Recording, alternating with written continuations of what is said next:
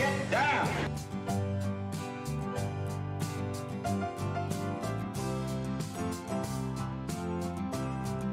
I'm getting really sick of guys named Todd.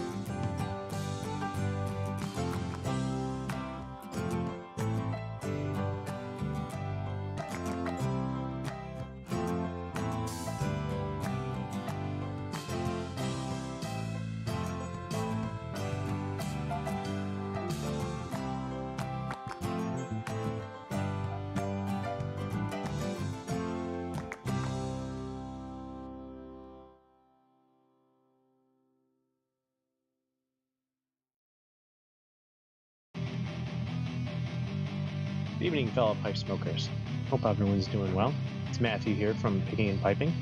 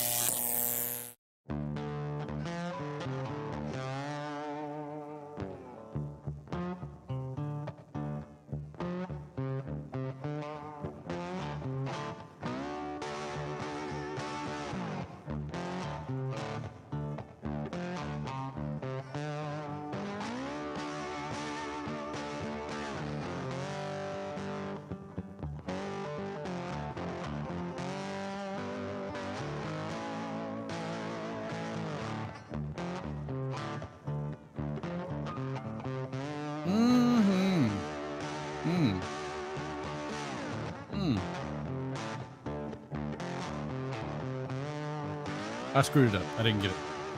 I didn't hit it right. I tried, but I didn't get it right. Dang it. That's all right, though. Who all we got in the house? We got Piper says Daddy!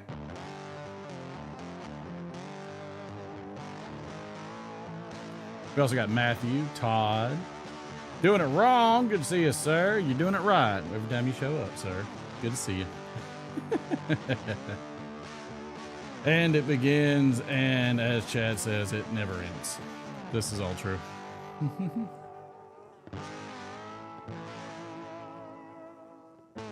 Good to see you. Good to see you. How is everybody? Goodness gracious. We've thought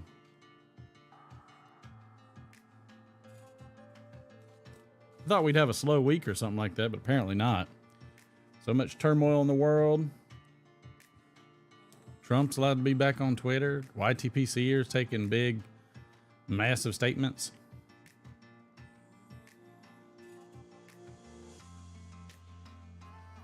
And in all that turmoil, we still get an Esoterica drop once in a while. Big surprise. Big surprise. But it was pretty cool. I was pretty happy to see it. Oh, good. What'd you get, sir? Enlighten us doing it wrong.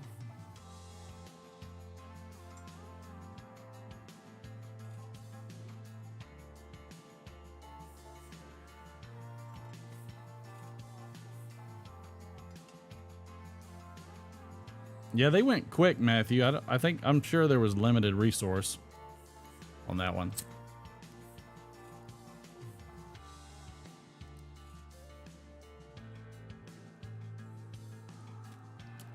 All you wanted was some Dorchester. Well, doing it wrong scored like crazy. Holy crap. Dorchester, Scarborough, Pembroke, Cardiff, and more? Wow. You paid big.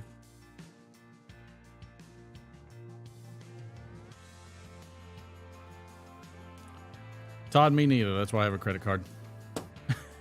For how much money I don't have. Same.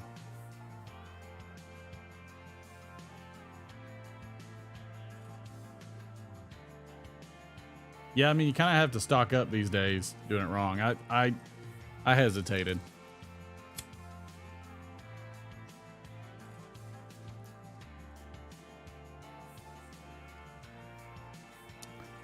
Mike, I try to definitely put it out as quick as I can.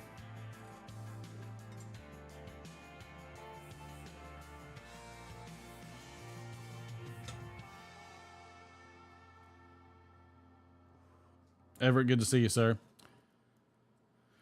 I hope so, Matthew. I'm not sure. I feel like there were already some, but maybe they were saving it for the like Black Friday sale. That's a theory that I have. That's a theory that I had last week, but I wasn't completely sure because I hadn't seen any other drops during this year.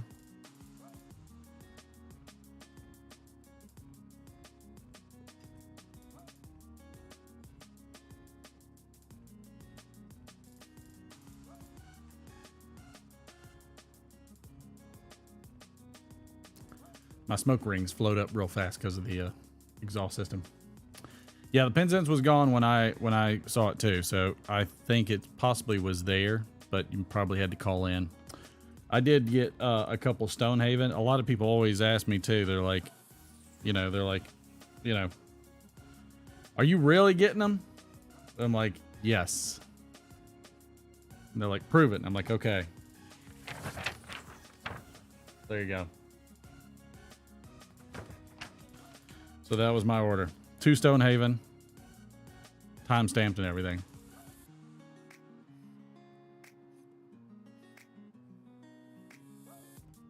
Doing it wrong, they said mine's already shipped. So I said, okay. I said, I'll take it. But it's like, I don't mess around on the drops. I know, Chad, but that's because you don't care because your Esoterica is Haunted Bookshop. Chad, I mean,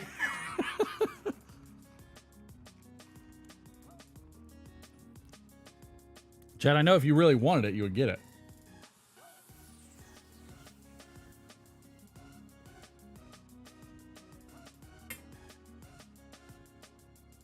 And to be honest, I just wanted to stock up a little bit and just leave it be. I saw it a lot more in previous years, Chad. I have only seen 2 this year. One very early in the first quarter of this year. And I didn't even do a live because it was gone in seconds. and I forget who it was. Maybe it was Watch City or something, and it was really small.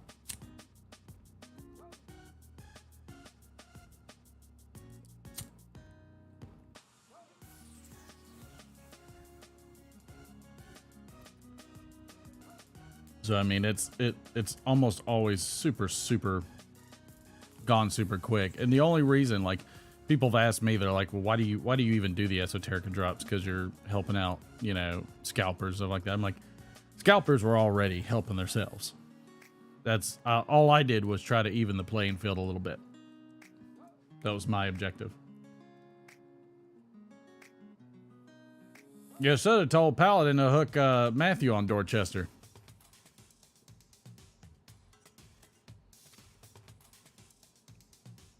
I'm smoking some HH Old Dark Fired.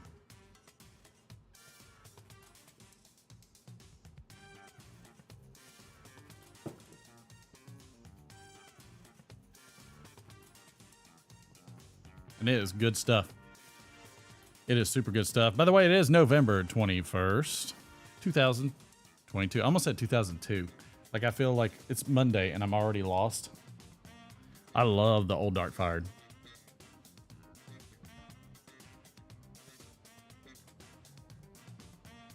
Stella, that's yeah, I absolutely. That's how I got some of my Esoterica earlier this year, because they were sold out on the internet, and I always call. If I see it and I'm late to the game, I always call, because sometimes their system's not absolutely correct. Not smoking anything tonight, too cold. I understand that, and so I definitely call. I always recommend calling.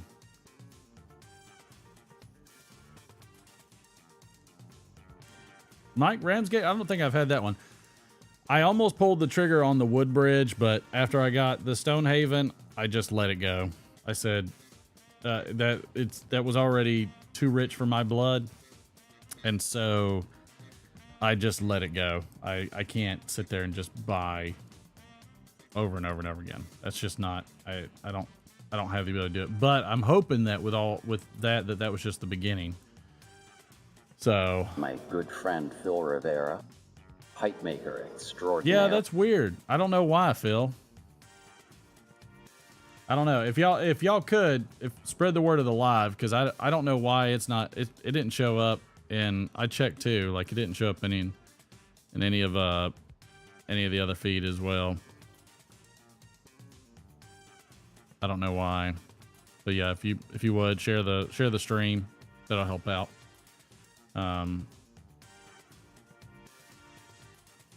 76 inches of snow. 10 minutes south got over 80 inches. Good night. I am having a live doing it wrong. This is a fact. Thank you. Thank you for sharing. Thank you for sharing. Doing it wrong. You did it wrong.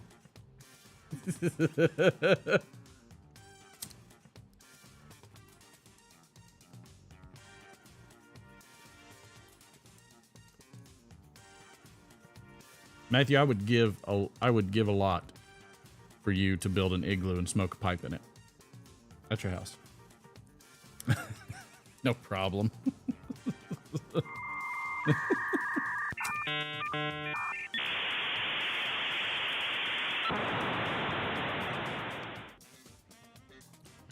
Well, what was even worse is I accidentally, I guess, did the go live together button, and so like I couldn't go live, and so I ran 10 minutes late because I was like, what is wrong with the system? I kept getting an error. It's because I did it mobile, and I was trying to connect the system to mobile, and it was like, no, so I had to redo it.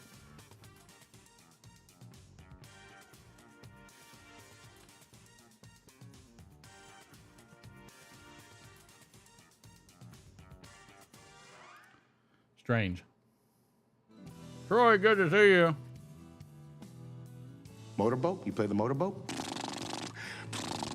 You motorboating son of a bitch, you old sailor, you.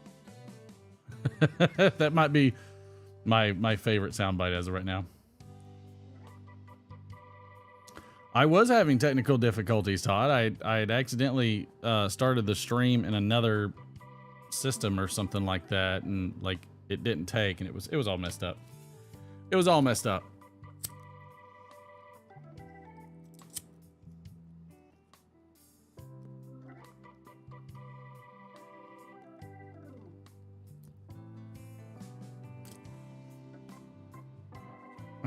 You like that, don't you, Troy?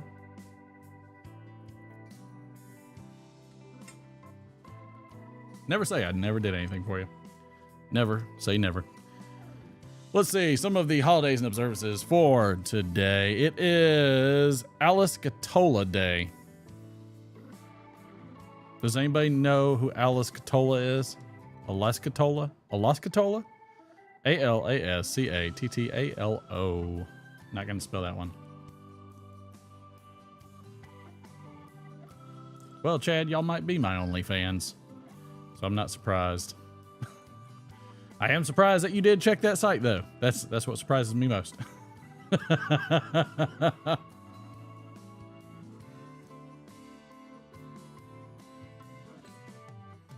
Maybe it'll show up later. I don't know. I have no clue. I feel like YouTube's being a bit buggy or something. Maybe it just doesn't want to show anything that's going on. Well, I mean, I'm online, but it's not showing under my subscription. It's showing under the other thing.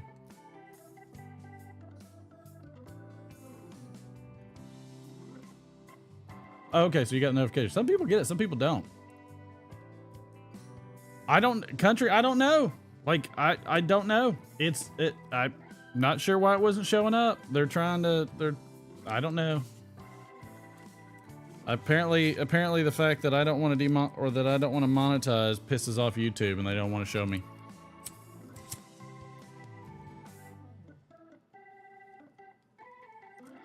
Everybody would like to talk more about how Donald Trump's getting access to Twitter and he's still going to stay on True Social. And it's probably by contract too. So I would guess he's probably got a non-compete or something like that. I would guess. Everybody, look, all right. I mean, I can't get on. I'm not gonna get on Twitter, okay? All right, there's a lot of problems on Twitter. You know, somebody told me. They said, hey, Trump, you know, why don't you get on Twitter? You know, it's good. And I said, no. I said, screw those guys. I said, you know what? Hey, I'm Donald Trump, okay? All right, I'm Donald Trump. Excuse me. Shut up. I'm Donald Trump, okay? All right.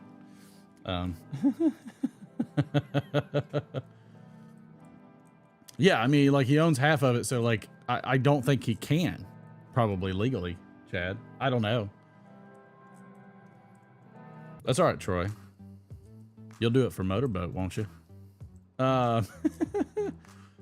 Big country. Cole, good to see you. Andrew's rigging on, good to see you. Andrew, I'm gonna have to get your physical address because what I want to ship you and UPS, the wife said UPS won't ship to USPS PO box.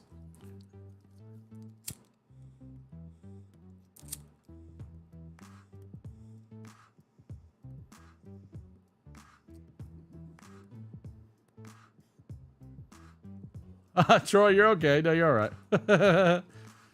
So yeah, so if you want it, it's gonna be pretty cool. I would text me your physical if you can, and then I can get it shipped over to you.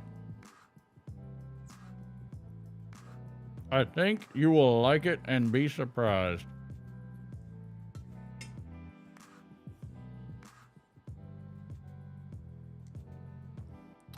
But what is? I got a fever. What is everybody? And the only prescription smoking is and drinking tonight? cowbell.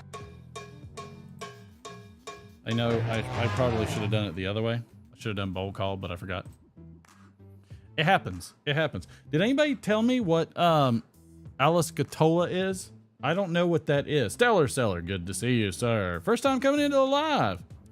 You are Stellar Seller. You are welcome to lurk and chat and do whatever you want, all you want. All I say is, as long as everybody is good to each other, you're more than welcome.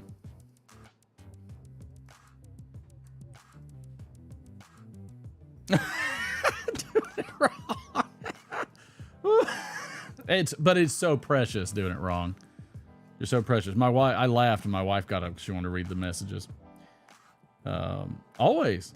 Did anybody else get anything from the drop?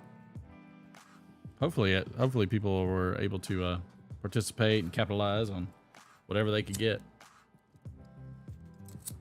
This lighter either sucks or this tobacco is too wet, or both.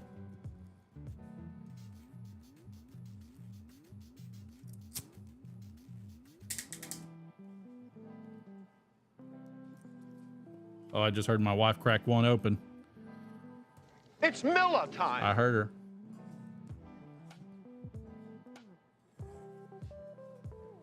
That's all right, Troy. If you get something from Phil Rivera, it'll also go to Africa, and then South America, and then Zimbabwe, and then back up.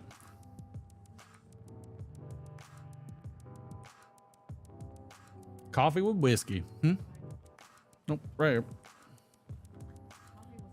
Coffee with whiskey. What are you saying? Oh, she says that. So the reason she says it sounds good is because we drink bourbon cream in our coffee. I was surprised. I thought she was being critical, so I was a little taken aback. Let's see. You could get 2 of one bag, I think. So I only got 2. I got the big 2. Chad said hey. She can't say hey. She's nowhere near Mike. She did say hey though. She can kind of say hey. Edward's got some Haunted Bookshop in a Brigham 259. Some Dat Pepsi. Yeah, I thought there were limits.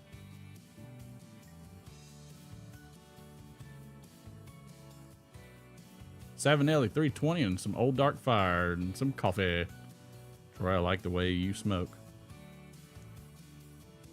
I like the way you puff. I like the way you puff it. No diggity.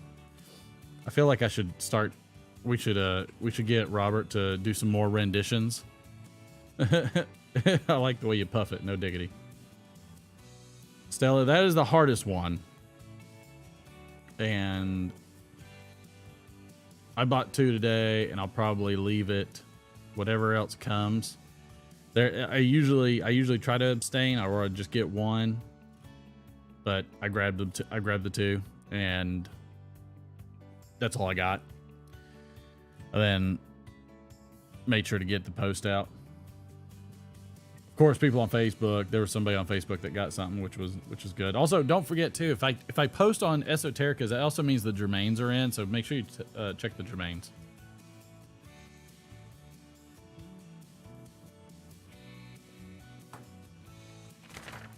I hunt, dog. Yeah, see.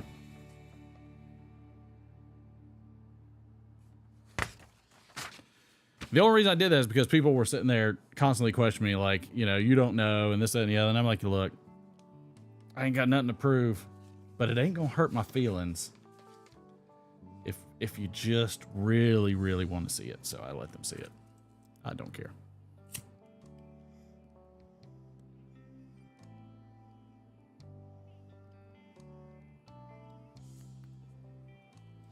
But I haven't seen stuff in a while, Andrew. But Andrew, I was really anticipating that they were going to do something during the Black Friday week.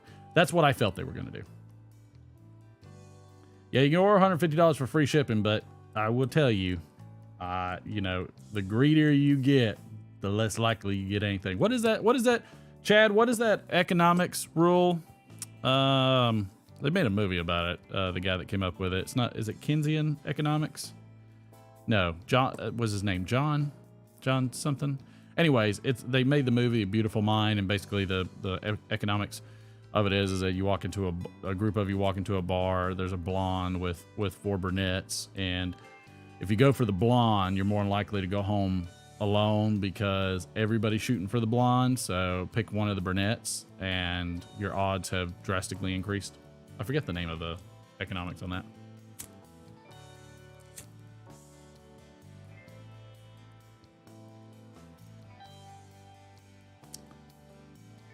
I think so, Andrew. I look, I don't know when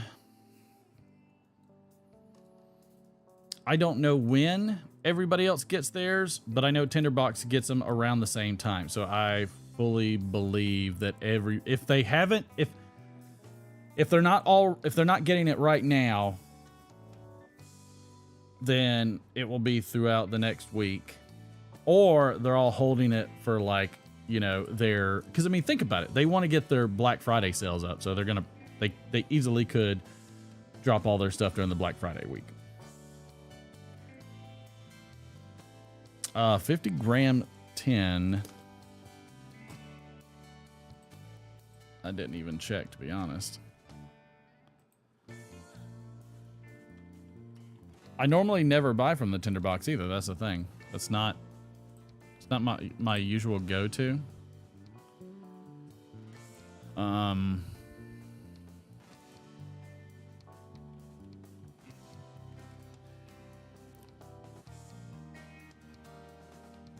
A tin was $20. They are definitely not the cheapest, but when you get to the bag level, it's not so bad. Yeah, still, I think the same thing. This is Patrick! Still, I absolutely think the same thing. I think that's absolutely going to be over the next couple of weeks.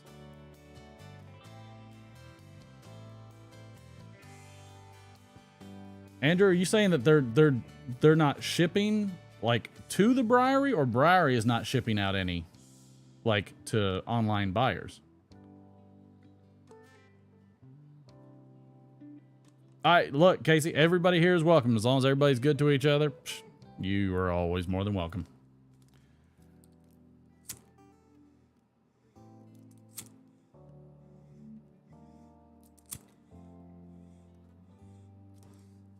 I typically say reserve all your angst for me, and feel free.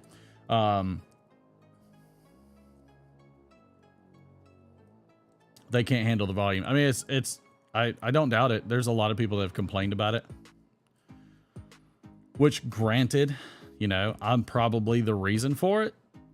And that's not to toot my own horn. That's just for the fact that I attempt to even the playing field amongst everybody. Because I know how the scalpers do it. That's the thing. I've got it pretty dang down pat, and I can get in there quicker than even most of them can. So if the scalpers are in there so fast, then, you know, the volume obviously isn't that bad. The traffic's not that bad. So yeah, so I send everybody over there, and that's going to, you know, give everybody a shot, even if it's to the detriment of said tobacco shop.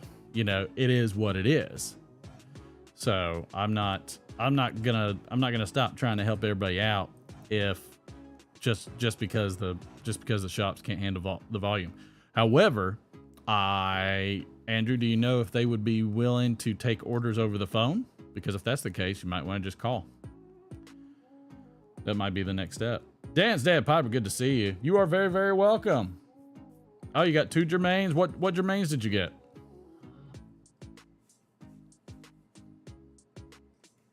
Yeah, it sucks, Andrew. But again, those... So, I mean, and it's hard. Because that's one of the reasons why, like, I do the live for you guys. And then, you know, I'll let it sit for, you know, 5-10 minutes. And then I'll post it, you know, on like a Facebook or something like that. I don't do it often, but every once in a while I do. And I absolutely saw it piss me off so bad. Some guy bought one, and another guy came in and said what he got, and another guy came in the chat and said, "Hey, you want to talk about that Margate?" And I was like, "You son of a bitch." I was like, "Come on, man." I was like, I probably will not give you as much time next time. Oh, old brown flake. Old brown flake. Ah, that's all right. Andrew, is there any specific ones you're looking for? I will always help you out. You help me out, I will absolutely always help you out. I try to help everybody I can.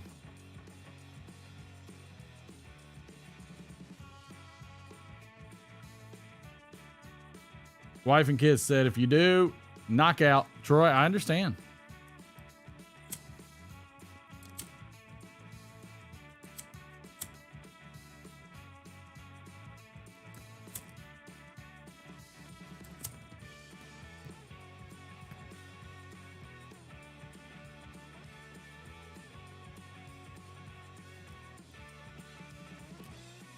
I absolutely understand.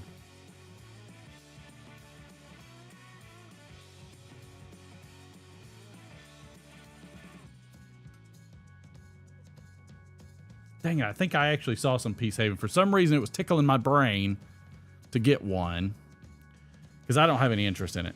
And I also saw a Woodbridge, too. Which I never see Woodbridge. That's another one, Andrew, that I never see. Dad, it's always good to see you, sir. I'm very happy that you're able to score that.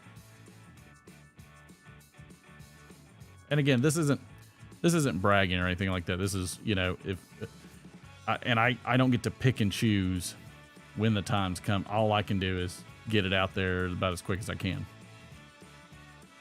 So, I mean, and I'm, again, that's all I bought, and I'm pretty stocked. So, I'm just kind of letting it lie. So, I'm not anticipating any of the other ones coming out. Look at that. I don't think, I'm not sure if I've even had it. Maybe I've had it. I don't know. The blend has never really interested me. There's quite a few Germains that I haven't smoked because they don't particularly interest me. But that's okay. That I'm probably missing out, but that's all right. I've had St. Ives. It's pretty good. I forget who it was. Was it Dance Dad? Who sent over? Somebody sent over a big thing of it because they thought it went bad, and really it just had crystallized like crazy. And so, I mean, I took a little bit and I sent the rest of it back because I was like, no, this is fine. Smoke it. Do not smoke it.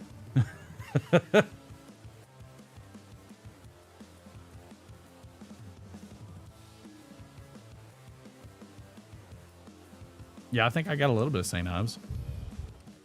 I don't think I've really smoked much of any of it. I don't think I've had Blackpool or Ramsgate either. Yeah, because I'm not a licorice. Ask my wife, babe, do I like licorice? No. Yeah, so no. So, yeah, she does, though.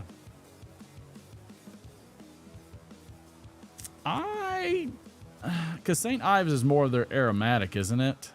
I don't think I got a lot out of it. I think if I got any of it, it was, you know, probably akin to like, I don't know, like a Navy flake or something like that. It was not much for my palate. Yeah, Mike, I haven't tried. I don't think I've ever tried those either. I don't think I've ever really pushed for it. I've seen Peace Havens come in, and I've seen Hastings come in. Those both were here today. Troy said, hey.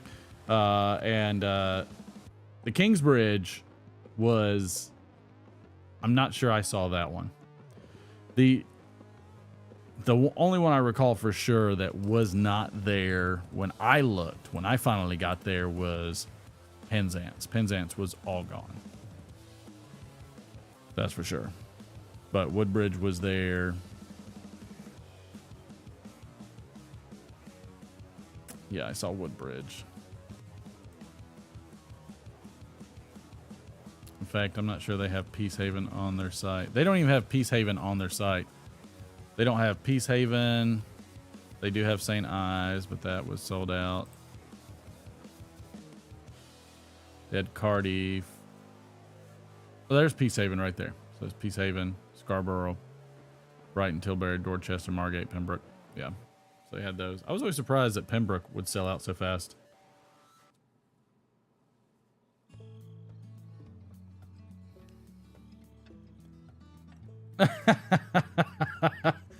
I don't blame you. I would seal it up in a vegetable seal bag. Cherry Haven, Todd. No more Cherry Haven. That was a failed experiment, Todd.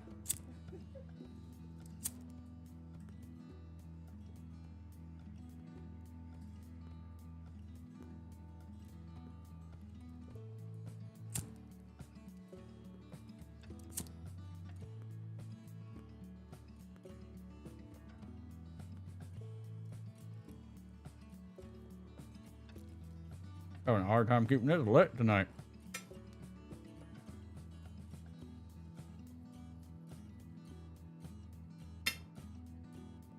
Peace Haven is Virginia. That is a strong apricot topping.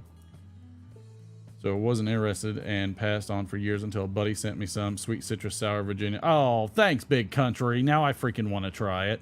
God dang it. Yeah, same here, Danstead. I'm not a licorice person. Yeah, Troy's waiting on that Cat in Black Great. Well, you need to hit up Nashville Mafia on Wednesday for that one. He's got a monstrous 10 of it.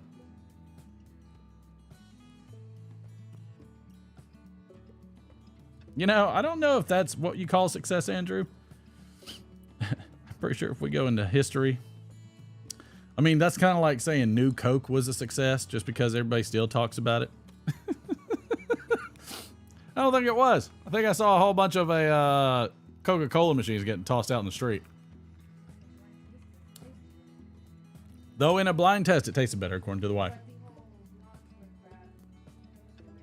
If you would like to talk, okay.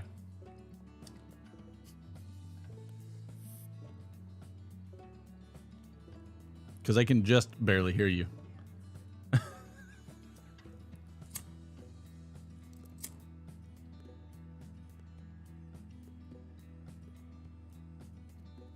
And everything is freezing cold these days. Blackpool licorice isn't strong enough. I can see that. Still, I don't know if I would either. It just throws me off to begin with because it's not something I would be particularly interested in. So for me, it's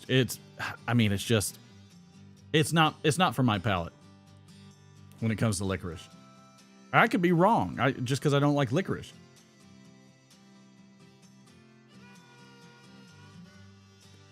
Well, Troy, you can have all the good and plenties that I have in my house. My wife didn't agree.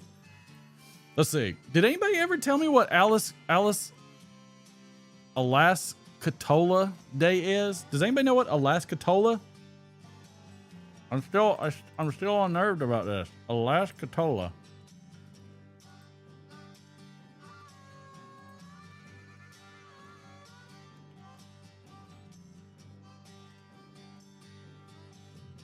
Any idea? Because I have no idea.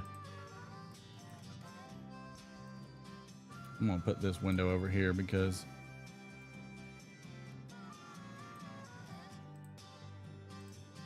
I don't know why this thing defaults to top chat. I don't want top chat. I want all chat. I've never heard of it either.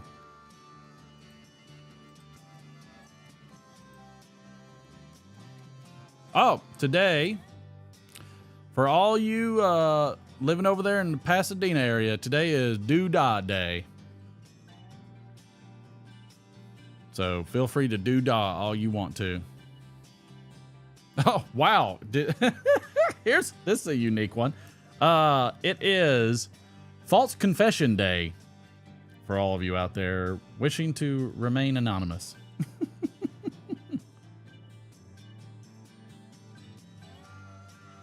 Do you know who I am? I'm kind of a big deal. I could have told me. My apartment I believe you, Ron. smells of rich mahogany. And many, many leather-bound books. So you could have told us there was going to be a drop if you'd asked last week. $250 plus cook stove repairs and new glasses for both me and my wife. Oh no, Ron! I'm so sorry, sir. That's how it goes. That's what credit cards were made for. It's also for all you out there. Did we get those things to the church yet? All right, we do a thing for church every year. We send little shoe boxes full of stuff to kids around the world. It's one of our favorite things, but the wife's been working a ton. I've been working a ton. Everything's been very hectic. But one thing we are going to do that we have signed up for is Gingerbread Day. So we're going to do a gingerbread house.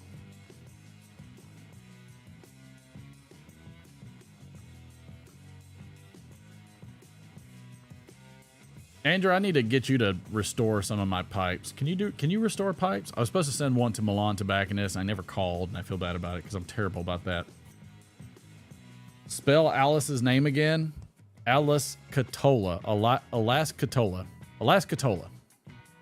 Alaskatola. Stop making me say it. For all of our favorite Canadians out there, National Red Mitten Day. That's a Canada Day.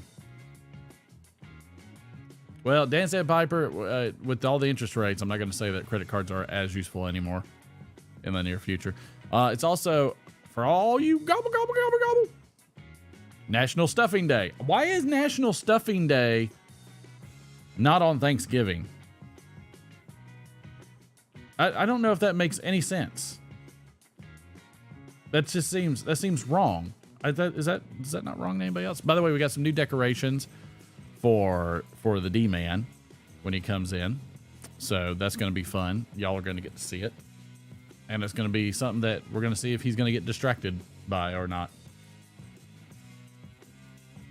Okay, Andrew. Let's see. Oh, it's Pumpkin Pie Day. Now, I'm a pumpkin pie fan. Babe, are you a pumpkin pie fan? She's not a pumpkin pie fan. I like pumpkin pie. Ron, I'm not quite sure if they would take your JCPenney card. I'm not sure. It's also World Hello Day. Hello, world. How dare you? Oh, shut it, lady. It's also World Television Day. That's probably shouldn't be a day anymore. Derek is still alive. He should be here Friday. He was on his way back. He had a 10-hour drive on Friday and was missing the show. He didn't get in till late. So I offered him to have a call in. But you know what? We had a great stand-in. Mr. Durwood. Let's see. Holidays for this week. We've got a handful. Better Conversation Week. I think that's good. I think that's fine. I think everybody should have better conversations. I can eat pumpkin pie, but not a huge fan. I'm a big fan, especially if they've got some homemade whipped cream. Big fan. Church State Separation Week and GERD Awareness Week. I can tell you about GERD. Did I tell y'all what happened when I had to go in for the endoscopy? Did I tell y'all that story? That was a fascinating story because everybody knows I had a bunch of breathing issues at the beginning of the year, have gotten vastly better. I'm not all the way there, but I am on the right track. Ooh, warm blackberry pie with real vanilla ice cream. Yeah, I like some peach cobbler with some vanilla ice cream. I am a fan there. Let's see. Word of the day. Let's see if anybody can use the word of the day. We'll let the wife pick the word of the day. Word of the day is coin. It's a noun. A lingua franca, a regional language that becomes standard over time. Koine. I need a definition for the first definition. That's what I need. I need a definition for the first definition. I don't even understand what a lingua franca is. Lingua space FRACNA. So I don't know. I don't even know what that means. No idea. No idea here either. All right, but go for it. Ebonics has evolved into a coin. Derek is. I don't think Troy. I'm not sure that one's gonna work. I don't think Derek is a coin. I don't think Derek is a coin. You could say he's a tool, but it's not that kind of day. Let's see.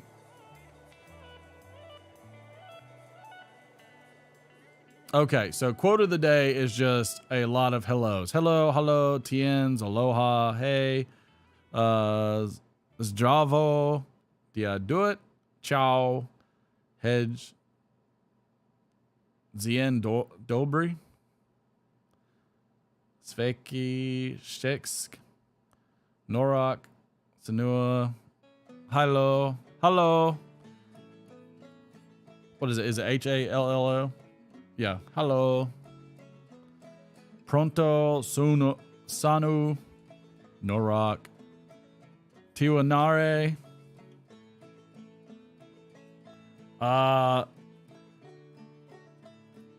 Very welcome. Very welcoming. I don't know. Y'all would know better than I would. I have no idea. It's a I'll give you some coin if you can speak some coin. Big country, that's a good one. I like that one. I'm still stuck on Chad's. Well, Troy's was good, but it was in the wrong context. Coconut custard pie. I'm not a big coconut person, though I will eat German chocolate cake, which is basically just chocolate pancake with or not pancake, but a chocolate sheet cake with coconut frosting on it, which I don't eat chocolate anymore, so I don't know. Is a language that is adopted as a common language between. Interesting. I did watch World Cup today. I'm kind of upset that the U.S. went 1-1. They did really good in the first half. Kind of dropped the ball in the second. Yeah. Just a little bit. Tied it up. Boy. Matthew's dessert on Thanksgiving is a second helping of turkey, mashed potatoes, and stuffing. Is it stuffing or dressing?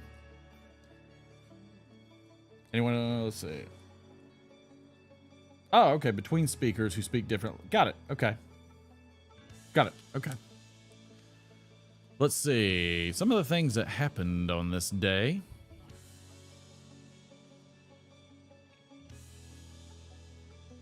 Famous birthdays. 1966, Troy Aikman, American football player, was born. George Zimmer, American businessman who founded the Men's Warehouse, was born in 1948. Goldie Hawn, American actor, singer, and producer. Rowan and Martin's Laugh-In, Shampoo, Private Benjamin, born in 1945. And Marlo Thomas, American actress and producer, That Girl, 1937. Some famous passings. We have David Cassidy, American singer, songwriter, and actor, 2017, born 1950.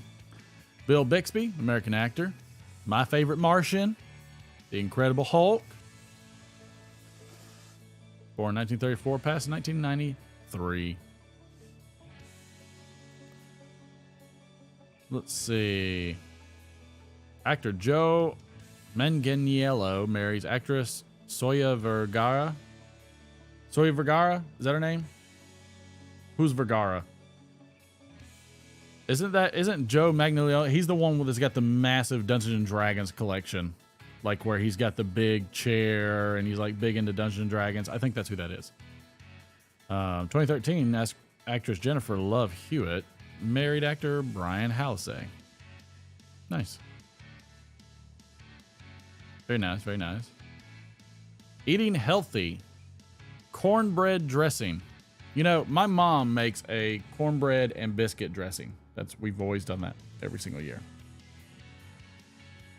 Is it stuffing because it goes in the turkey? Or can the stuffing still be dressing? Because you're dressing the turkey. I don't know. I am not somebody that cares as much about what it is as good as it tastes. That's just my personal preference. It's absolutely considered legal, Andrew. Yep. It's 100% legal, and I'll tell you, very much so, in the South, it's very legal. Extremely legal. Let's see. On this day in history, in 2021, an SUV plows...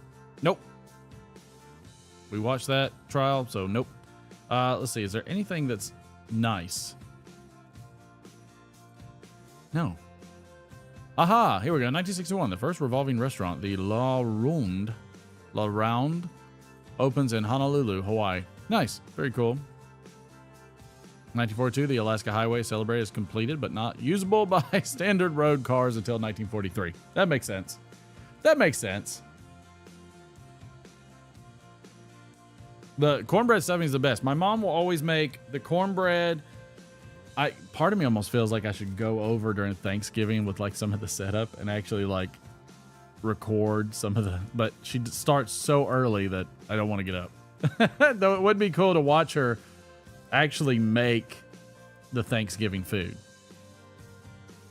Like, I think it would be really, really cool, but it would be so long. I would have to edit forever. I don't know if I have enough memory on the cards. Let's see.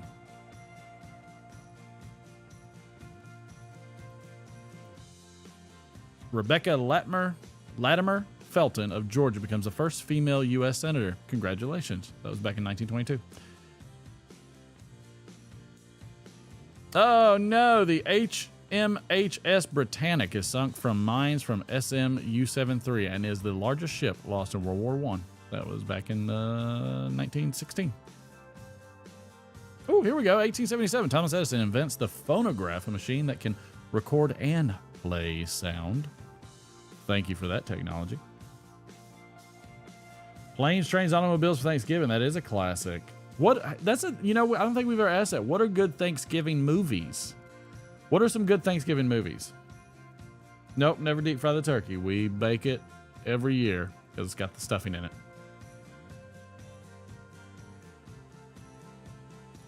Have never. I would smoke a turkey, but I prefer it the way my mom does. Is an N-I, is any, and dressing is an Audi. Oh, okay. Very good.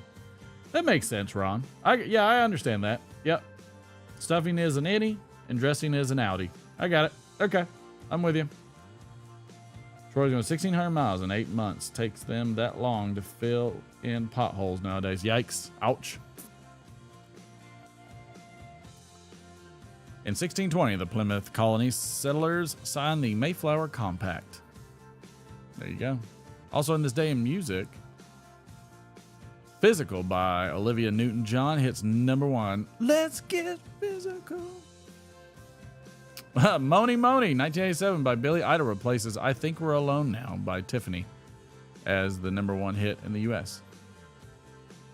Anthology is released by the Beatles in 1995, and Black and Blue by the Backstreet Boys in 2000. No, ma'am. Nope, I'll pass. Watch Chitty Chitty Bang Bang on Thanksgiving. I could see that one. That's a great movie. Home for the Holidays. I think if it wasn't called Four Christmases with Vince Vaughn, I would watch that. Good Lord. Holy. She's a little under the weather.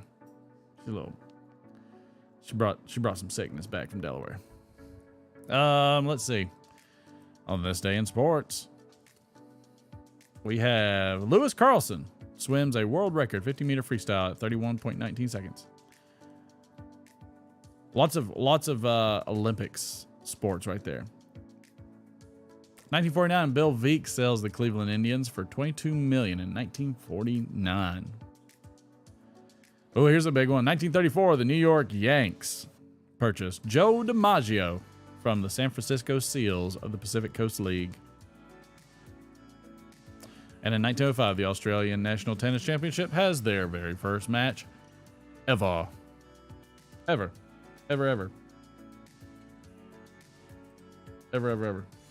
Speaking of cooking, I wonder if Ammo Head's got anything to cook. And then if so,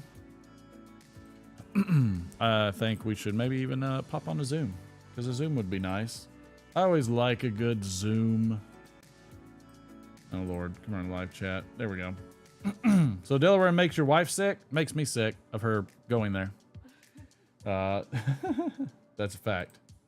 I don't care what anybody says. It's the truth. I don't care how much money she makes. I do care how much she makes, but still. It's nice to have her home. Let's do the oven roasted beer can chicken. That looks kind of Thanksgiving-ish.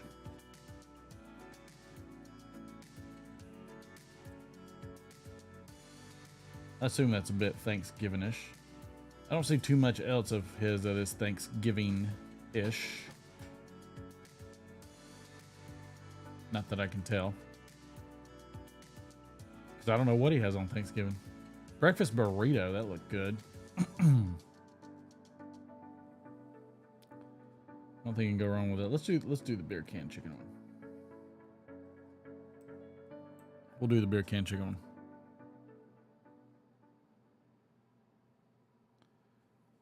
I think that probably works.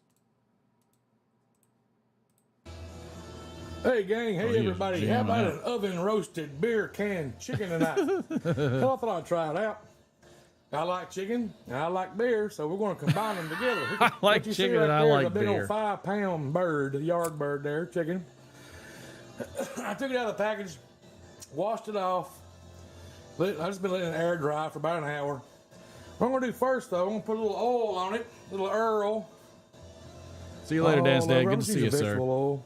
I understand. Thank you for jumping What in. I'm going to do, yeah, that's quite a bit. I'm going to rub that all over this bird. Like that. The wings and everything else. And I'm going to put some lemon pepper on it. Yeah, buddy. Boy, he sure is rubbing that down that chicken.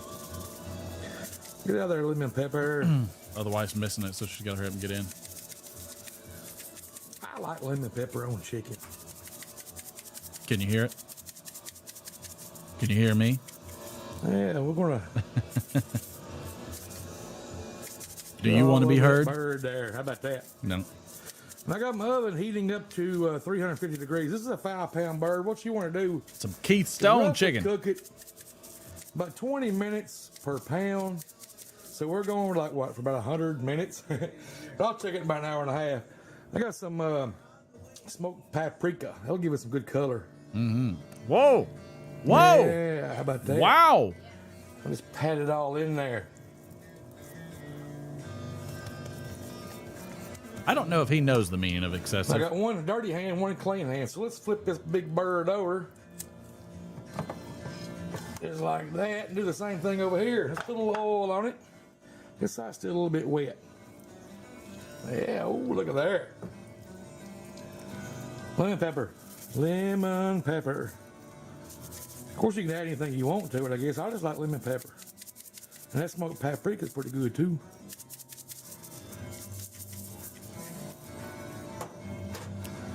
I thought about doing a cooking show More of that, too.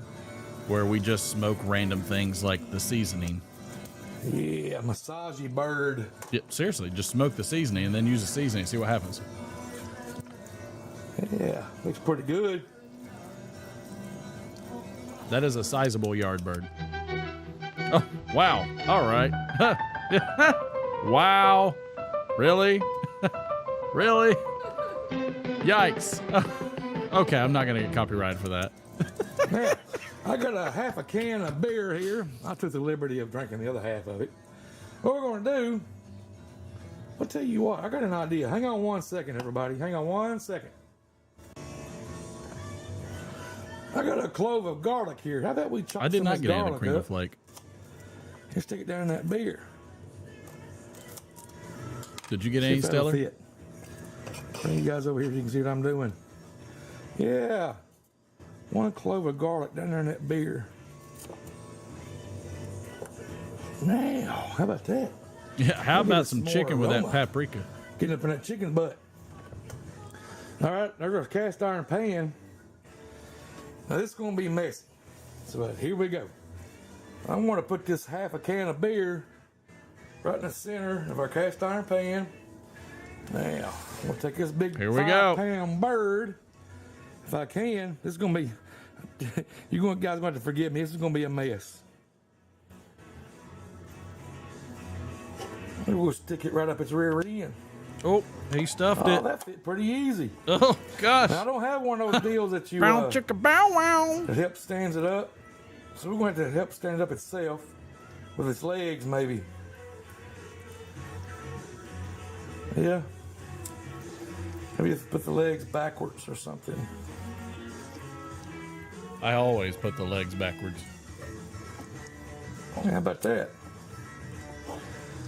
All right, guys, let me figure this out, and we'll be back in just a second. All right, gang, let me tell you what there you I've go. done gone and did on you. I cut up a bunch of potatoes. Oh, okay, I made Stellar. a bed around Nice. it. Now, what those potatoes are doing are help that chicken stand up straight because it wasn't going to do it by itself. So I'm going to put this in the oven.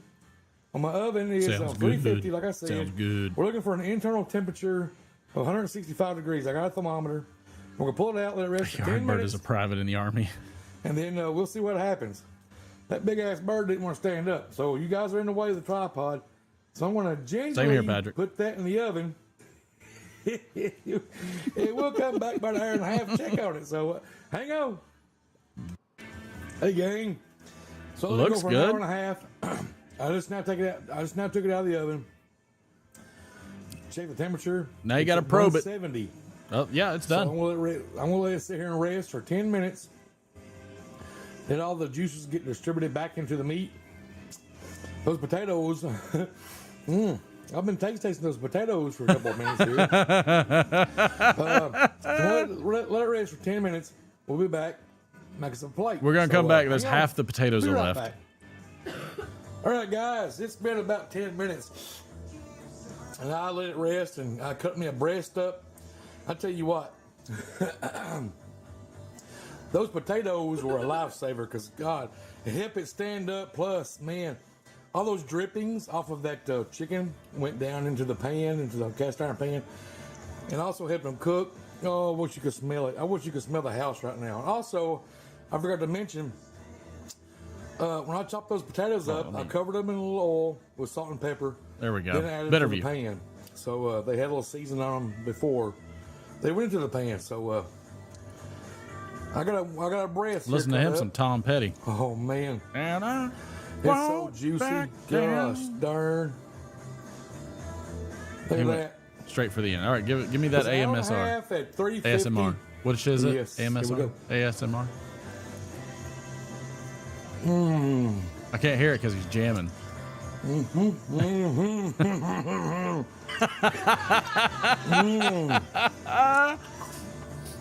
love it. Oh man, it's so dang good.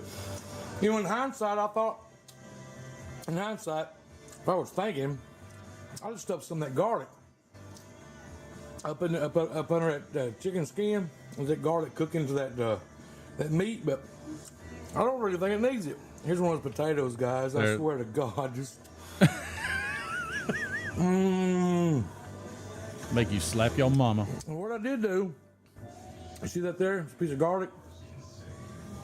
About halfway in, I chopped some more garlic up and just threw it in Brought the to you pan. by Keystone. And that helps. It just helped everything. The whole house smells insanely good right now. Oh my God, I don't have a beer with me. But if you stuck around to the end, trust me, we're going to have a cheers. We'll see you He next just time. cheer the screen. Tip of the day, have some potatoes or a beer can chicken stand. Yeah. Or a If it stand. wasn't for the potatoes, I don't think I could have done. I could have done it. I'll just tonight. use the potatoes. But anyway, I'm gonna tear that up, boys and girls, and we'll see you next time. Might be the healthiest Thanks for dish hanging he's out. made. As always, bye. It might be the healthiest dish he's made. But I mean, I'm good with it. I think he did a good job. I think he did a dang good job. Oh, collard greens with ham hocks. At some point, we're going to watch those dang fried legs.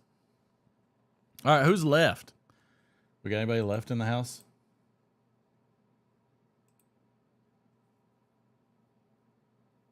Why, Cincy? You're so vulgar. Why are you so vulgar, Cincy?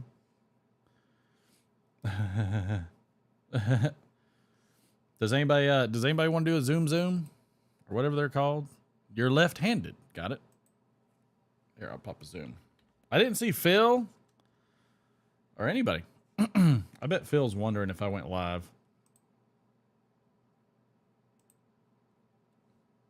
I'm just gonna check.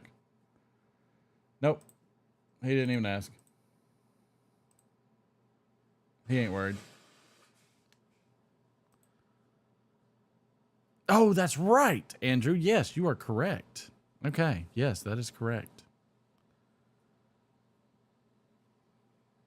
You are 100% correct. I misspoke.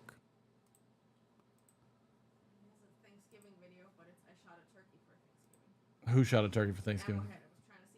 I'm not surprised if he shot a turkey for Thanksgiving. I feel like that sounds about what he would do.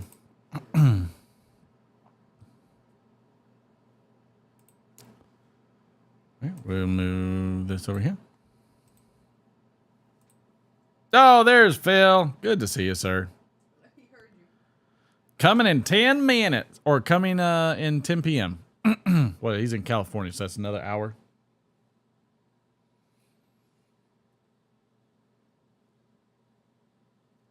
When is that? Is that another hour or two? You hop on. Whoever wants to hop on, hop on. 2. 4:10 p.m. in California. 2 hours behind us. There's 3, but it's 10:41 here. 10:40. It's Baby, can you just do math for me? 2 hours and 20 minutes until it's 10 o'clock there. That's all I need to know, darling. That's you just tell me. You just direct me and I go. I mean, Chad, is it supposed to work any other way? As far as I've been told. I mean, that's I thought that was just the given rule. Chat can confirm he is in California. Chad is in California. This is a fact. Oh, now she wants to get on the mic because Chad got on, so now she wants to. I was gonna say hi, Chat. Hi, Trine. How are you? I'm good. How are you? Good. How is everybody doing? You look a little chilly, Chad. Well, I'm trying to prevent that. It's cold enough. I don't know how cold it is, but it's cold enough. How cold is it here? Right now? Yeah. 45. 45? That's a little chilly. That's not as bad as it was earlier this week. What was it down to earlier or last week? Last week was a little rough. One morning was like 26 when I took little man to school. Yeah, that's a little chilly. That's when it gets cold.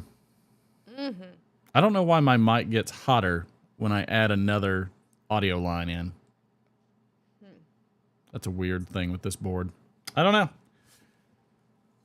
I have no idea. What are y'all cooking on for Thanksgiving, Chad? Oh, it'll be the usual California Thanksgiving. What is a California Thanksgiving? Well, I don't know what a normal California avocado toast. Yeah. Just like that. Wow. Ours usually consists of turkey, yams, a huge bowl of peas, and that lime pear jello, and that's about it. And I don't really enjoy it. A lime pear? Which part do you not enjoy? All of it, or just the lime pear jello? The whole, yeah, I'm used to that Southern Thanksgiving, and it's you're from Alabama. Yeah. I'm not big on Thanksgiving food. Look, when you're in the South, and I swear to you, like as much as Mike complained about how much barbecue I brought him, like if he came to Thanksgiving, he would wonder if the family involved, the entire 43rd Airborne. Yeah, my mom used to cook a regular, like a 16-pound turkey and a turkey breast and a ham and probably 12 different side dishes. Yes. There's always and like you can only do like a golf ball size scoop of everything because by the time you do that, you have filled up a massive plate. Like you're either somebody that goes in and you like everything, so you get a little bit of everything, or you're somebody just that has those particular favorites, and that's what you load up on. I go for a little dark meat, and I load up on stuffing and gravy. Yep. Now, cranberry sauce. Cranberry sauce is a contentious thing in my house. Yeah. Not my personal house, but in my family's house. And my father prefers straight out of the can cranberry sauce jelly. My mom makes a homemade one with apples. She grates orange peel off of it. She puts a little bit of orange in it, cranberry, like the whole 9 yards. It's like a big collage, and then she puts some gelatin in there to fuse it all together. And what is everybody's preference for cranberry sauce? None. Yeah, I'm a hard pass on the cranberry. I like the real thing. I'm a big cranberry sauce guy. Cranberries cooked down and smushed and. Oh, there we go. Now you're getting intimate with it, Sam. If it's oily, I'll get a slice of cranberry just for some acidity to cut through all the grease. Oh, we even have a cranberry tree. At my old parents' house, we had a cranberry tree. Or cranberry bush, whatever the heck you want to call it. It was tree-ish, bushish looking. Shrubbish looking. We had that and also a fig. They say it's a fig tree. It too looks like a bush. It's not very tree-ish, I guess you would say. They're huge. I mean, you're talking probably 20-foot diameter and maybe 12 feet tall. Yeah. See, the one we had was just, I swear it was tiny. And we just picked figs off of it and grabbed them. It was good to go. It just never got big. I don't know. Maybe it was where we planted it. I don't know. They had one tree that grew up to about 2 feet in diameter that they planted when we bought the house in 1986. And it got huge. And the reason it got huge and grew bigger than all the other ones, we found out later, it was planted on top of an abandoned well. And apparently it was an abandoned well, but apparently it still had some water in it. And man, that sucker was soaking it up. And that tree turned into a monster. Do you know how fig trees are pollinated or? I have no idea. Fig?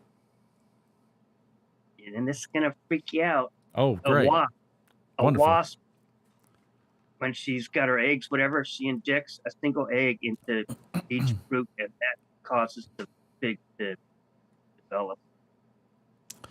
Yeah. You know what? I could have lived without that one, Phil. You're right. Yeah. Right on. I'll never. I feel like you might be screwing with us there, Phil. No, that's true. Search it on YouTube. No, I don't. I'm not going to. In fact, I'm going to do everything I can to drink that entire memory away. That's what I'm going to do. Andrew, what about you? Cranberry sauce? Oh, yeah. Old school cranberry sauce. By the way, I don't know if you can hear that, Martin. This is my Dell laptop that has a processor fan that's failed now, and it sounds like a lawnmower. No, you sound fine. Yeah. Okay. Yeah. No, you sound good. You're all set. No, it's actually doing a good job filtering this crazy noise out. Well, I mean, you know, it's Andrew needs to get his laptop balanced. It's a Dell. Yeah. It's a Dell. I feel his pain. I'm with him on that one. What about now? See, like when it comes to turkey, I absolutely have to have cranberry sauce. Because I always feel turkey is super dry, especially if it's cooked with stuffing. When it's cooked with stuffing, man, all that stuffing, the stuffing is moist and delicious, but it sucks all the moisture right out of that turkey. Except for the turkey that's like below the level of the stuffing in that huge thing. And at that point it's fine, but otherwise I will just flat eat turkey and cranberry sauce all day. That's how we put a little moist. That's how we made the turkey moist.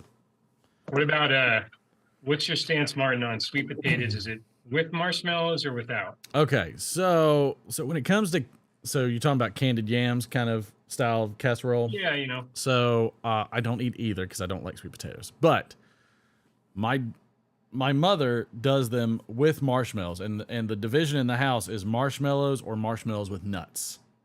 And so it's always pecans. And so my mom always ends up making two.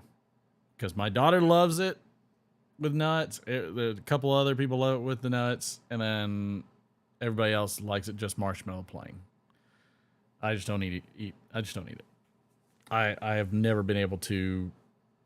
I think it's more of a texture thing. The sweetness doesn't bother me and everything else. It's just a texture thing with that combination. I can't do it. It doesn't taste bad. I mean, it's, she's got the cinnamon and nutmeg and everything. I mean, it tastes good. It's just my palate just is not a fan. How do you feel about Fig Newtons?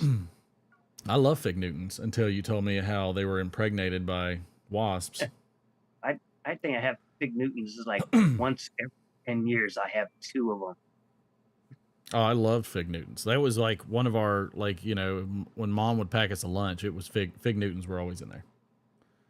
That was one of the classic ones. It was either that or Oreos. It was always one of the two. Fig Newtons or Oreos. That was another thing too. Like growing up, we just didn't have this array. Like they bought one thing because we would go into town because my wife always thought it was so funny how because we had to stay with my parents when we were moving from our old house to our new house because we had to finish the old house construction work and repairs to sell it and then move into the new house. And she's like, I've never understood what it meant. There we go. Dried mission figs. I never knew. She said she never knew what it meant to go into town until she lived at my parents' house for a little stint. I said yes. And I was ready to go. She was not in town, but live in town. Yeah, she was ready to move. She was done. And I was like, yeah. I mean, we would drive into town. You buy a couple weeks worth of groceries. You don't buy 1 or 2. You just buy a couple of weeks worth of groceries. So Sam's got the figs over there. It's like when it takes me 45 minutes at least round trip to go to McDonald's. That's a problem. Yes. And that's just McDonald's. We just never went to McDonald's.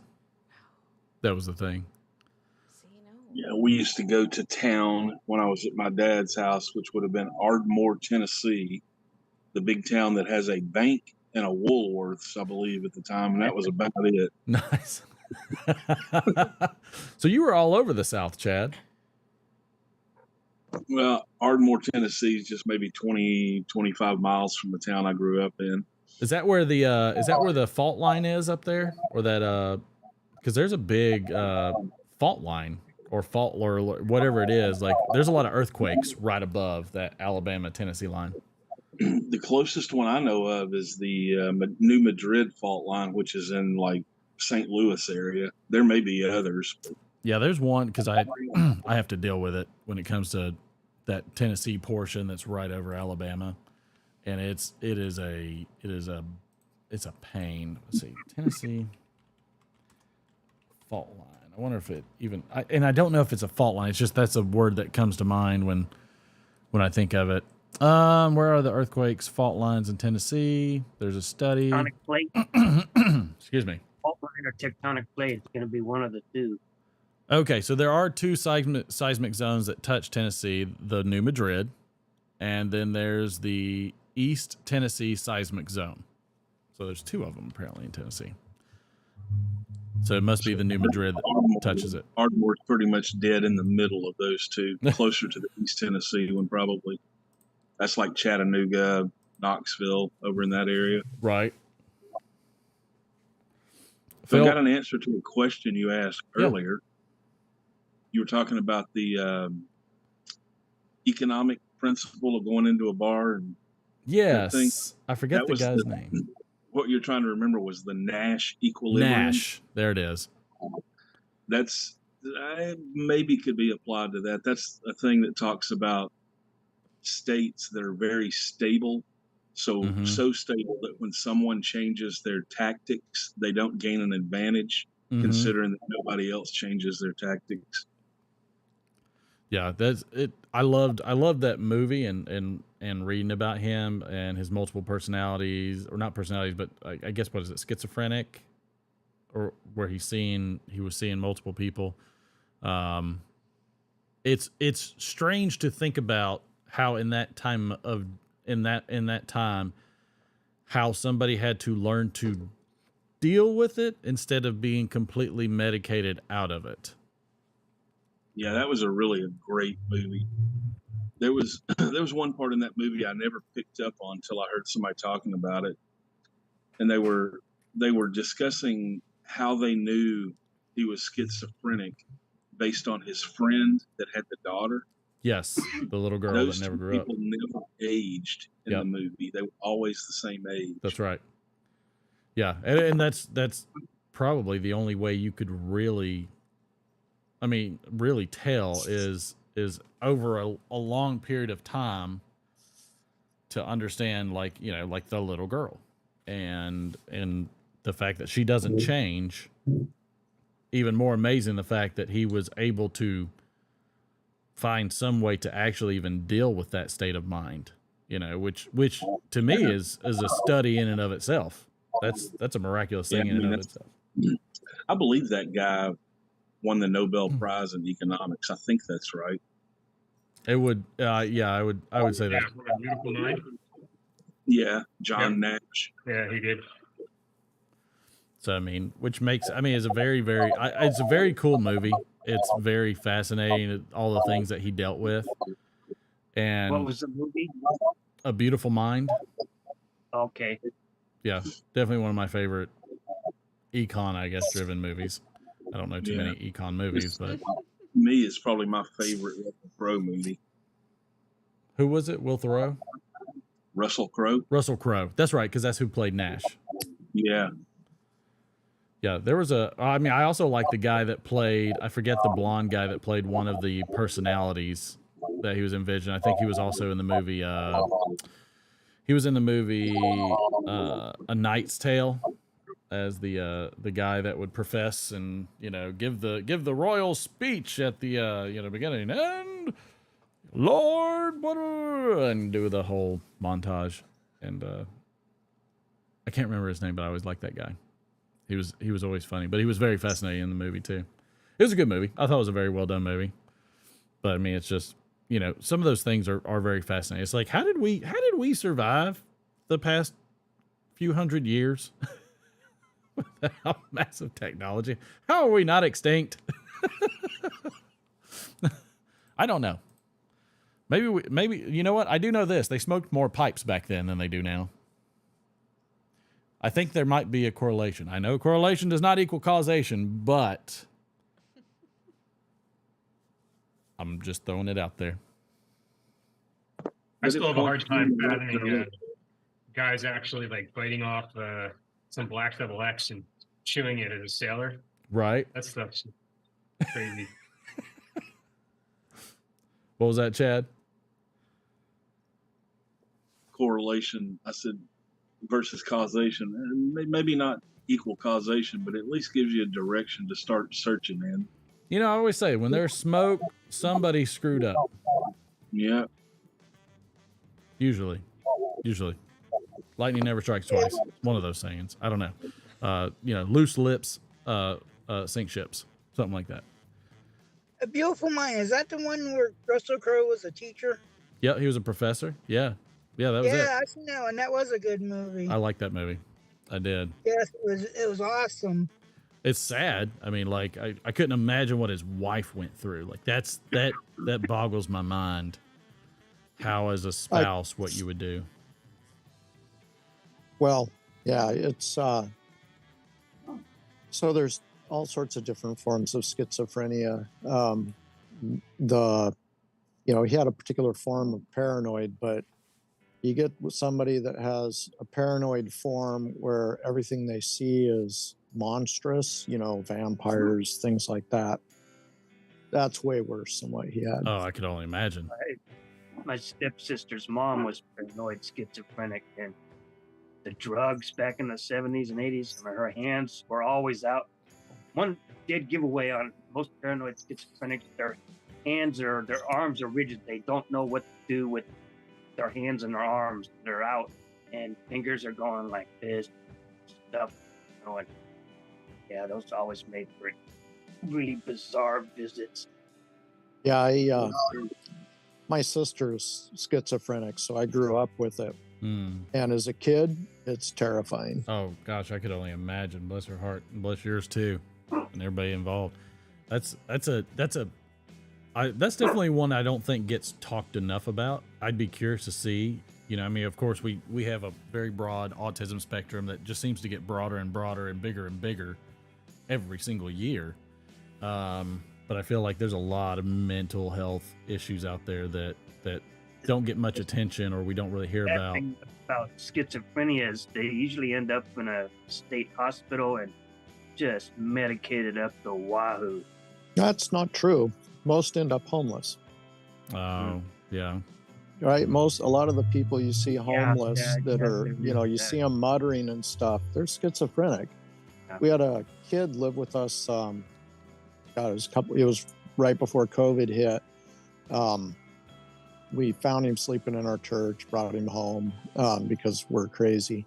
And over the course of months, it kind of figured out he's schizophrenic, and he was, living on the street. His family was here illegally. He was born here, and then they got deported. But we eventually got him into a good place, and that took a lot of work and a long time. Mm-hmm. But what he was doing was, he would find places to sleep and stuff like that. But a lot of people with schizophrenia, they get busted for multiple things of trespassing because they go into like waiting rooms, hotel lobbies, things like that to warm up. And then eventually the police kick them out and stuff like that. And it's really weird because it's pretty obvious there's something not right. Sure. But they never get hauled in. And they don't want to do that because the state doesn't want the responsibility, county doesn't want responsibility, city doesn't want responsibility, and the cops just want to move on. Mm-hmm. The jails and facilities aren't, honestly equipped to deal with it anyway. Yeah, we had a guy that lived here in our town. The cop kicked him out of our town, told him he couldn't come back. He used to be a college professor, got hooked on crack, and he becomes schizophrenic. Oh, Lord. But from what everybody said, he used to be a college professor. Babe, did you ever send me that video of the boy? Send it to me again. You know, that's another thing that I don't know if y'all remember Dr. Drew, but he used to have a show with Adam Carolla called Love Lines, and I used to love that show. I used to listen to it all the time for many years while I was on. And Dr. Drew has said that, you know, they're having a hard time in California. You know, like, you know, obviously people have seen the homelessness and the drug abuse and everything out there, but I guess there's something about the laws or something where unless they're actually like willing or going to harm themselves or somebody else, like you can't force them to get any kind of treatment. And you know, Dr. Drew said they're getting to a point where they're having, they're on such a high level of drug addiction and usage that they're almost in a, I don't know if psychosis was the right word, but it's a type of mental illness that they're basically in because of the drug. You know, if you're using methamphetamine or, you know, frankly, even pot, if you start young enough, it can trigger, you know, psychosis. And frankly, California, there's certain good things about it. My nephew, the daughter or the son of my sister, who's schizophrenic, is also a form of schizophrenia, and he's in California. And I cannot believe the chosen lack of control that state allows. They would much rather somebody be on the street being taken advantage of and preyed upon until they cause enough crime that they're a problem for the police, and only then will the state step in. Yep. I mean, it's you know, the families will be completely exhausted by that point. A lot of other mental illness hits the family by that point because of having to deal with this one issue. Oh, so, for sure. You know, there's people in California think it's, I don't know, laudable. It's insane. And then on top of it, so they have these workshop programs, and most states have these, where places where folks that have mental disabilities or mental illnesses and things like that can go during the day, do some useful work, because everybody wants useful work. And then they make a little bit of money. They can't make a lot because they'll lose, you know, benefits and things like that. In California, they're shutting all that down. Oh. Because they're warehousing people. No, they're having people do useful work, and the people feel useful, and they can point to things and say, I did that. And they're happy about it. Sure. And now, instead, they're sitting around playing on their iPads, going for field trips to the malls, and they don't have anything useful and constructive to do with their time. Yeah. It's tragic. You know, and that speaks to another part too. I was on Everett's Live, and we were talking about like depression and things like that with like our kids, and like what kids have to go through these days in terms of, you know, they're just bombarded with, not only are they bombarded with a mass amount of information on a volume that, you know, we didn't have to deal with, you know, in our youth. Yeah, we had news, we had radio, we had things like that, but it's fed a little more almost like an IV versus like a drip. Like it's like, you know, it seems to be like just almost like the kids don't even watch TV. They watch YouTube and TikTok. Like they just, the concept is no longer there. The attention span is vastly reduced, all those things. And so some of the things, patience level. Right. Patience, you know, yeah. I mean, I think probably, you know, the patience and the attention span could probably go hand in hand in certain places, or reinforce one or the other. You know, and I'm not a doctor. This is all just presumption, but like we were talking about depression in kids and things like that, and something that, you know, I recommended to people in the chat and to Everett, you know, if I know growing up, anytime I had issues, I tried to solve them myself. And in a lot of cases, I would be ashamed or embarrassed to admit certain things. And I don't think that's unique or untrue for any generation or people in any generation. And having an issue or a problem or any of those things, whether it's mental illness or any form of handicap or anything like that, I feel like people genuinely want to be, to your point, be useful and be able to work and create and participate and be a positive part of community. At the same time, they also don't want to be a burden. You know, they feel as if it's a selfish thing, but it's selfless thing, but it's also a selfish thing, because that also just keeps them spiraling down in a lot of tough situations. And, you know, when I was talking to Everett, I said, you know, when one of my kids gets stubborn like myself or my wife, you know, the objective is if I see it and I can't get them to open up about it, because I don't push real hard, because to me it's, you know, it's honey brings, you know, you can bring more flies with honey. It's got to be voluntary. Right. You know, I mean, it's just like therapy. Like, you know, nobody's going to get help that doesn't want to be helped. And you know, there's a process of internal that you have to be willing to do to proceed with getting that help. And so instead of pushing on that, you know, and my recommendation was ask them for help. Show them what it's like to be a good leader and have them participate with you. Ask them for help, saying, you know what, I'm struggling with something. Can you come help me with this little project? And that's either cooking. It could be dishes. It doesn't matter what it is. But to me, you know, always leading by example is a positive. And if your kids can see you as their parent, be willing to say, hey, could you help me? You are instilling in them a skill and opportunity to learn that concept.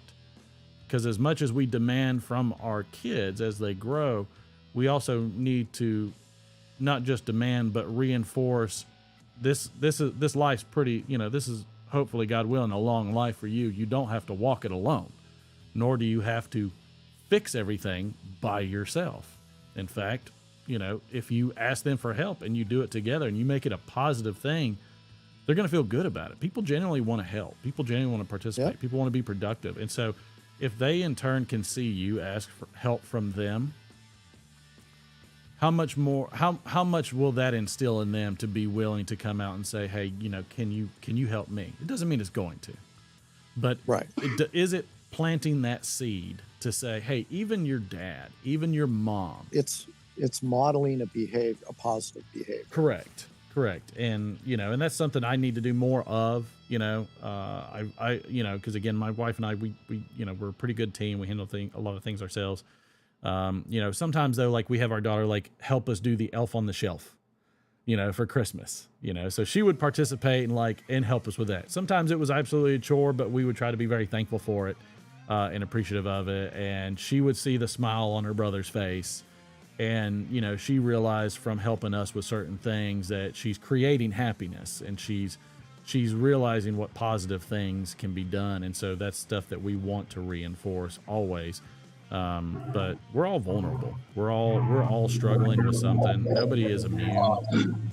Something else asking someone for help does, and I think it sends a very powerful signal, is it tells them that you trust them. Yep.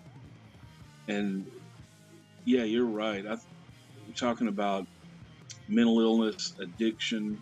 I would throw into that the online world that most people live in today. I mean, we've got a generation that has literally grown up online, and we're pretty close to having a generation whose parents grew up online. Mm-hmm. Unless we figure out a way to address some of these core problems. Almost zero social skills.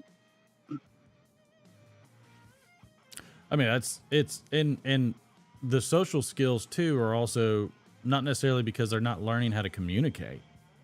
In fact, they're becoming very well versed in massive communication. The problem is they're losing that interpersonal social skill.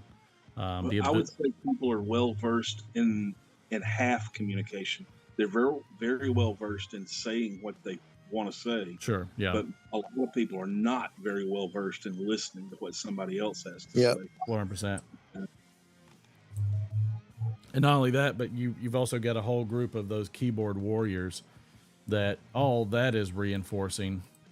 And I have no idea how you address all these things, but you know, just that mentality to me, like where somebody just wants to troll somebody, you know, I have always said when somebody acts like a miserable person, it's because they're miserable. There's something there that they're so unhappy that misery loves company. Yep. And I constantly think about it, whether it's like, you know, for instance, like we try, you know, one of the things we try to do is we try to, you know, tip people very well when we go and get service. We know the economy's getting worse, so we try to, we're very well blessed. My wife and I do very well. And so we, you know, we generally like to take care of people, you know, when we're out and about and things like that. And, you know, it's just, there's just certain times of year that are also really great opportunities to lift people up that you never knew probably needed it because they don't say anything. They don't ask. And that's because they're trying to hold that in. They don't want to be a burden. They don't, you know, either they don't want to be a burden and they're holding in, or they don't want to be a burden. They'll lash out. You know, one of them is they'll be, you know, recluse, or they'll lash out and try to get you away. It's always one or the other that I have encountered. And then there's ones that I think are just trying to deal with it that probably are on that razor's edge, that they haven't teetered over into one area or not, but they've basically maintained, but are still struggling. You know, they're maintaining, but they're still struggling. But then there's other people that just are not doing well. And I definitely don't think social media is helping it. I don't think the government's helping it. And I don't think us as people are helping it either. And, you know, I watched a guy's video today. It's a YTPCer. And it's just like, you know, yeah, I understand people are going to troll and things like that. And I'll talk to them. I talk to the trolls because everybody asks me why I waste my time. And I said, I'm not. It's not that I'm wasting my time. I'm engaging, and I'm trying to, and I'm observing, and I'm, you know, seeing what's making this person tick. What is driving them to that, you know? And, you know, if I can talk to them and they're, you know, and we resolve, and I'm like, hey, you know what? Hey, we got different opinions or whatever. And you know what? Hey, I could shake your hand and we would go grab a beer. No problem. We could disagree all day. But it's when it gets real toxic that I feel like there's something there underlying. Again, I'm not a doctor. I don't know. It's just my intuition in terms of somebody's just crying out for help. That's the best way I could explain it. And it's a silent cry. It's a cry where they're screaming like in a picture, and you can't hear it, but you can see it. Like there's just something there. And but you do have to be careful though about psychopaths and sociopaths for sure that exercise that as, you know, trolls via keyboard. Yep. Because they're really good at the con. Oh yeah. And they'll suck you in, and you know, some pretty hideous stuff can come out of that. And we're not talking hideous just online. Oh, yeah. There have been studies done on internet trolls. They're tools of the trade. Yeah, there have been studies done on internet trolls, and it is a definite form of psychopathy. And social media is an absolute haven for psychopaths, narcissists, people like that try to take advantage of people. You put that. There's this one. His name's Zuckerberg.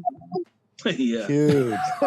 And you put that the fact that it's a mind. I mean, like an open season for psychopaths and people like that. And most of the people, not most, but a lot of the people that are on social media do have some, you know, there are psychological problems. There are mental illnesses, and it's like people that get depressed and are prone to being bullied and things like that. You put those two things together, and it's an absolute recipe for disaster. Well, I mean, I always think about, for instance, and this might be corny, but I always think of Patch Adams. and kind of his story. And it's his willingness to constantly help and push the limits to help was always so noble, I guess the word would be noble to help. And even still, with all of that, no good deed goes unpunished. And of course he suffered for it, but then he still continued his practice. And, through lots of charity and things like that, still continued on his practice. Yep. And I mean, that's a strong mentality that I don't know if I have that, because I think about all those things all the time. We had some parents at our church that had their daughter that went to school with my daughter in the same grade, and she had, was it leukemia? Yeah, she had leukemia, and they basically wrote her off.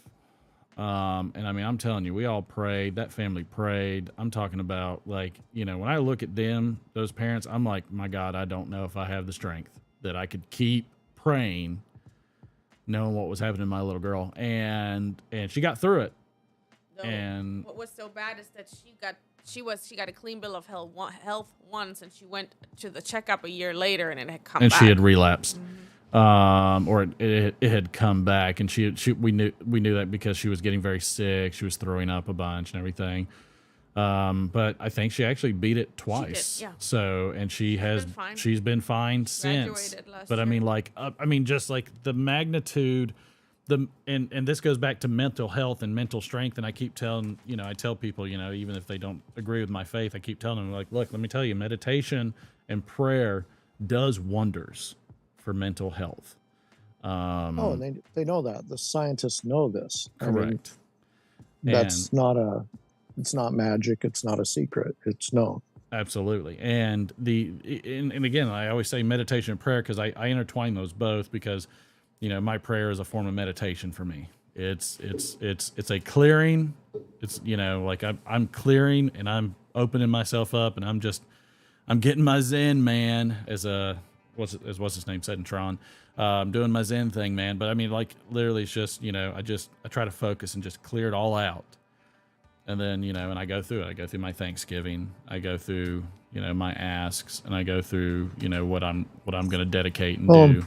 And it's part of it's the realization that we have a desire to control so much around our environment, to create a stability. And the reality is that we can't. No. Right. There's so little that we can actually control, because, you can be walking down the street and a tree falls on you. That's right. Right. There's no way to control that. That's right. And whether it's meditation, prayer, whatever, that's an acknowledgement that, you exist in this stream that you can't control. Mm-hmm. And I think, when people, when people ask me what are some of the things that I get out of, being a Christian, I get grace, and I get a freedom that I didn't have before. And I always tell people the hardest thing it ever took me to do was to give over control. That was I feel like the people that were able to do that are some of the strongest people that I know, because it's a defensive mechanism to seize control. It's a defensive mechanism. Like if somebody comes for your toy, it's a defensive mechanism to hang on hard and not let go. And we do that internally too. It's a massive defensive mechanism to shell up and hole up and put those big walls up. And the ability to let go, as hard as that is, and you're going to be exposed, and you're going to absolutely pay for it in a lot of different ways. But I think the overall benefit is way more worth the pain that you go through. And, like I said, I don't know if I could be as strong as those parents that could see their young daughter go through that. I look at Haley and I think about that girl, and I mean, it breaks my heart every time. Yeah. I mean, we've had health issues with my wife, and and it would be even worse with a child, frankly, the helplessness. Yeah. And I think, especially as a parent, it's a terrifying thought. It's like my worst nightmare. Right. Because, your spouse is beyond the age of innocence, right? Your kid, they're innocent. They don't know. They don't have a clue. Right. And she battled, and oh, that was it. That was a good word, Sam. I like that we ended on that. Oh, no, where is that? There we go. There it is. I appreciate you guys jumping there. I know I've got to really do a good job and get that freaking pro version. I'm going to see if there's a Black Friday sale. Thank you, Stellar. I appreciate that. You know what? Like people like Sam, Phil, I hope you have a great time with your family and everything. Chad, like everybody there. How about Trump? The biggest narcissist. I don't know if he's the biggest. I'm sure he could make a team if he wanted to. I'm sure there's other people that could recruit him. But man, I just, I love people like Chad. I love people like Sam and Phil and Mike and, and Andrew. Thank you so much. Todd. Oh, wait a minute. Hold on. Stop. Whoop, stop. 1 second. 1 second. If everybody's still there. You know what? I'm going to play this on Friday. Never mind. I'm going to play it on Friday. I've got a video of the boy doing a very good deed. I'll either play it Friday or maybe I'll play it. I'll have to figure out when to play it, but it was a hold on, shut up music. Where are you at? Okay, let me just start that over. So like the boy had just done a play it now. God dang it. All right, I'll play it now. And this is just the audio because I don't want to show the kids. And I'll play the audio, but then I'm going to give you a little backstory on it. So let's go to the end. Okay. All right. So in this video, it's at the boys' school in McFly's company.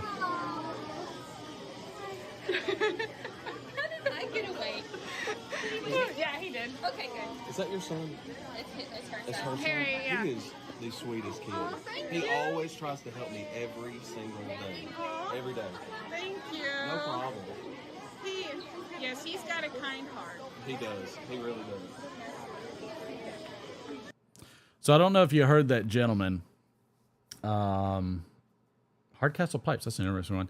I don't know if you heard what the gentleman said, but so McFly is walking by in a little parade at school for Halloween parade. And what the gentleman says, and I'll play it one more time. What the gentleman says is that he's very, very helpful. Oh, dang it, stupid thing.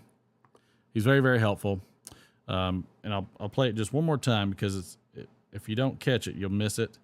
Because I know I missed it a few times, but it's okay. It's not a super big deal, but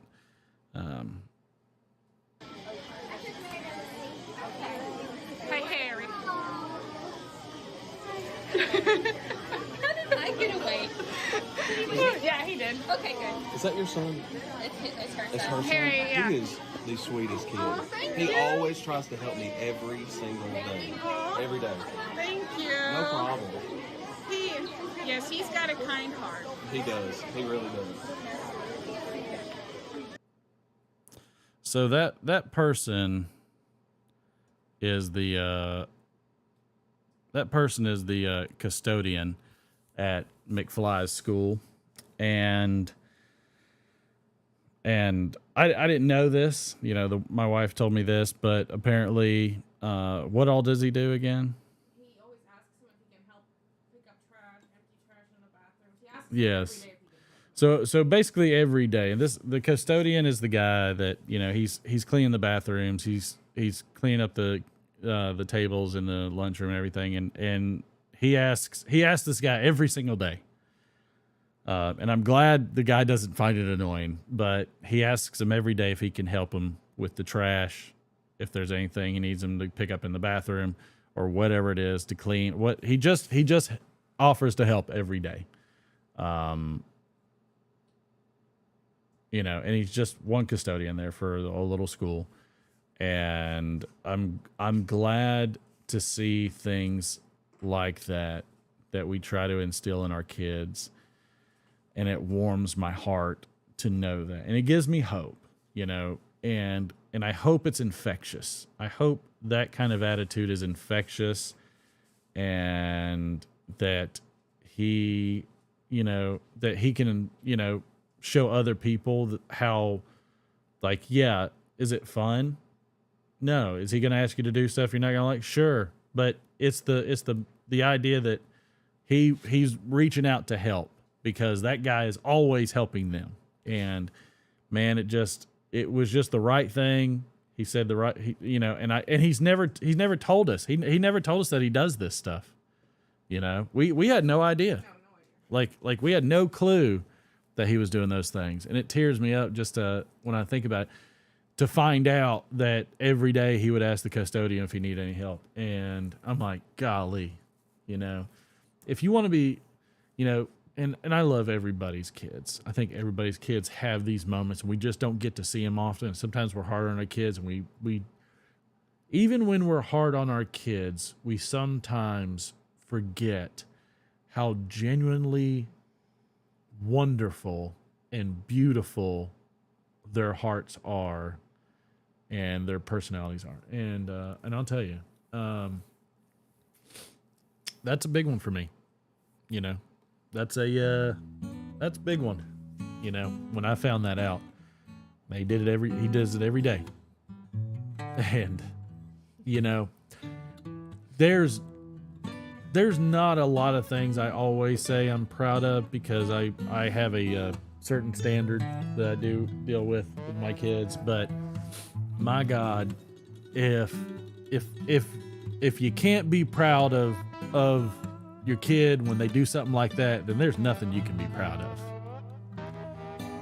There's nothing you'll ever be proud of if that's not something you can be proud of. And I'm thankful for it. I told Everett, because I know he's a custodian, about that story. And, man, just going into Thanksgiving, I got a lot to be thankful for.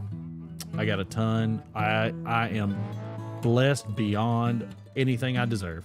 And, you know, we like hanging out with you guys, and we always want to come back. And I tell you, you know, that boy, he made my heart swell by me finding that out. And he didn't do it for the wrong reasons. He did it for every right reason there is. And I couldn't be more proud. And I hope that that's something that can be reinforced his whole life.